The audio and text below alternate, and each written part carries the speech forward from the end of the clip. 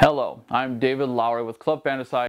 We're going to talk about Auztralia by Schilmil Games, currently on Kickstarter. Auztralia is a military economic adventure game for 1 to 4 players. Each player starts with a port on the coast and builds railways inland to gather resources and gold. Player turn order is decided by who is the farthest behind on the time track, or who is on top of the players if they are tied in the last position. Along the way, the players will encounter the old ones and other monsters which will try to blight the players' farms or destroy their port, which is one of their end-game conditions. The players have a short amount of time to get a lot of accomplished to gain victory points. Each action costs a certain amount of time, and that creates the tension in trying to make smart, efficient decisions and choosing which actions to play.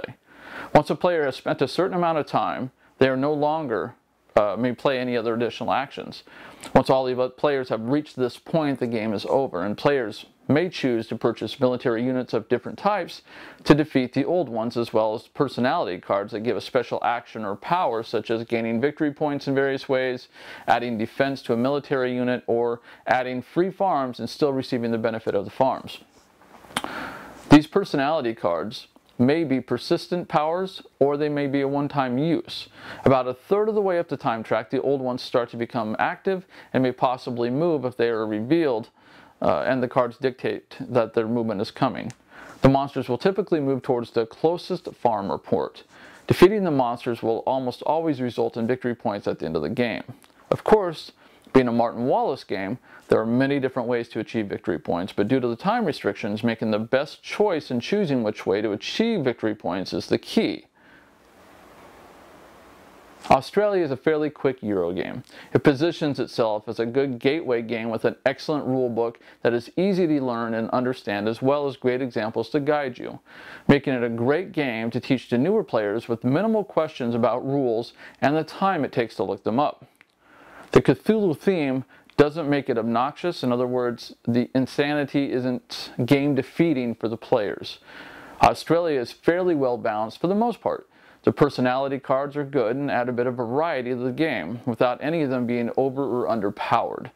While there are a few ways to get victory points, and there is a time crunch, none of it is overwhelming. It adds a nice amount of tension having the time issue there while trying to make efficient decisions with your actions. The artwork based on this promotional copy is fantastic and adds a nice touch to the thematicism of the game itself.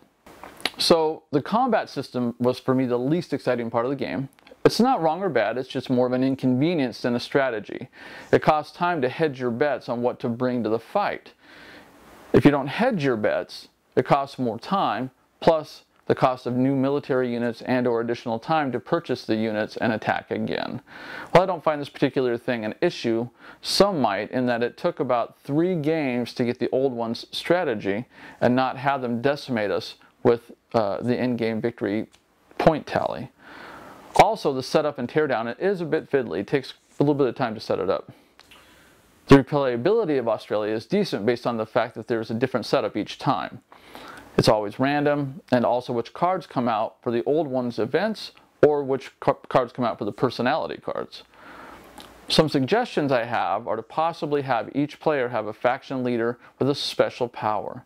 This would help define the strategy each player may take with such a short amount of game time. Also, having more than one card to unblight a farm.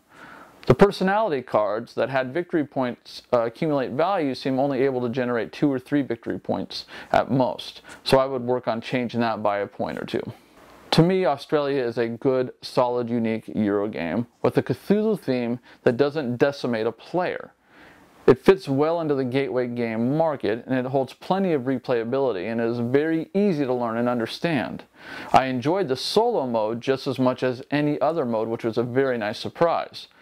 For those of you looking for a deep strategy game, this one will not provide that. It will, however, keep you entertained, engaged, and provide you with a fun-themed game that will make shorter game night experiences immersive and pleasing, especially to newer gamers.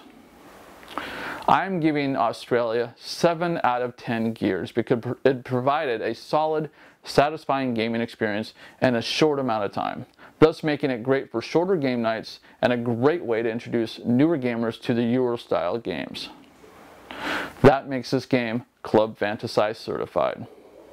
If you're interested in backing this game, the links are on the Club Fantasci post and below this video on YouTube. Also, we have all the social media links for both Schilmil Games and Club Fantasci down at the bottom as well. Hello again, David Lowry here.